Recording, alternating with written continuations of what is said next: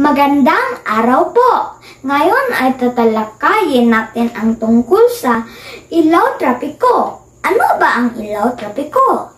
Ang ilaw trapiko ay mga ilaw sa kalye na naghuhudyat ng galaw ng mga tao at sasakyan. Habang nasa daan, ang mga ilaw trapiko ay ang pula, dilaw at berde. Ang ibig sabihin ng pula ay pinahihinto ang mga sasakyan para patawirin ang kabilang dadaan, sasakyan man at tao.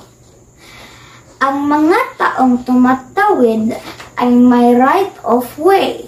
Ang ibig sabihin ng dilaw ay humanda ka na, sapagkat malapit ng sumindi ang ilaw ng pula.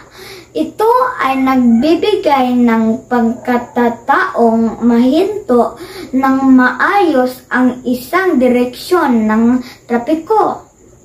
Ang berdeng ilaw ay patakbuhin ng tuloy-tuloy ang mga sasakyan kang walang sagabal sa daan.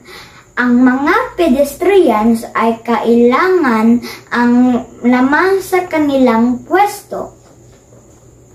At yan po ang ibig sabihin ng ilaw trapiko. Maraming salamat po. Paalam!